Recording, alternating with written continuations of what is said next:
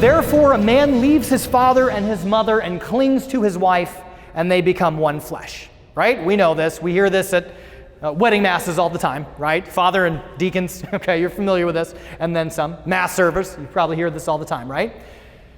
Mark says, so they are no longer two, but one flesh. Therefore, what God has joined together, let no one separate, right? We know marriage. We're good with these verses, okay?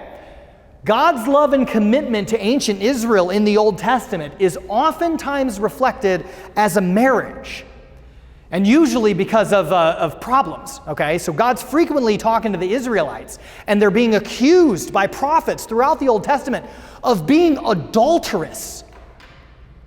Adulterous, fornicators, adulterers, even harlots, even becoming prostitutes. Why such strong language? Because they're cheating on God.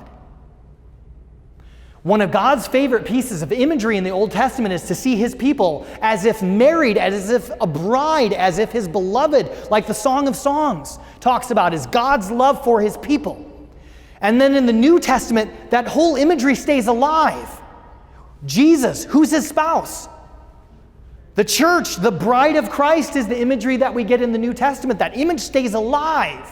God's relationship with us, his people, is one of a marriage, commitment, intimacy. This is a big word. Do you remember how a marriage is consummated?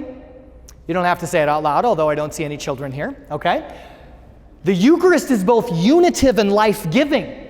Marital intimacy, intercourse, is directed toward two things. Number one, the union of the spouses, the bonding, the intimacy shared by husband and wife, and also the procreation of children, babies in bonding.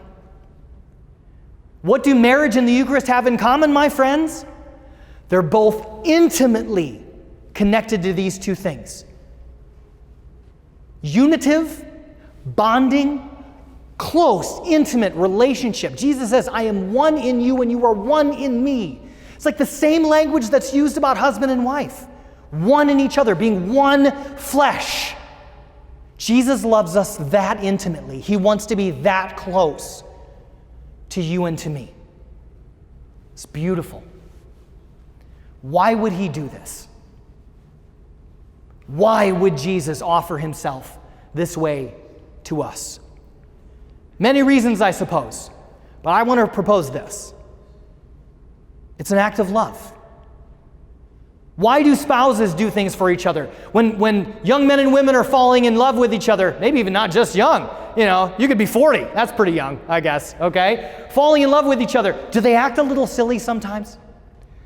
Yeah, they do anything out of love for their beloved. Jesus would do anything that's in your best interests, that's good for you and for me. To be united to us, to lift us up, to bring us to be one with him. This is an outpouring of selflessness. And in this action, he also teaches us how to love. Selflessly, to pour ourselves out. Look at what we have here from St. Paul. Husbands, love your wives, just as Christ loved the church and gave himself up for her. Look at this. He nourishes and tenderly cares for her, just as Christ does for the church. Marriage and the Eucharist.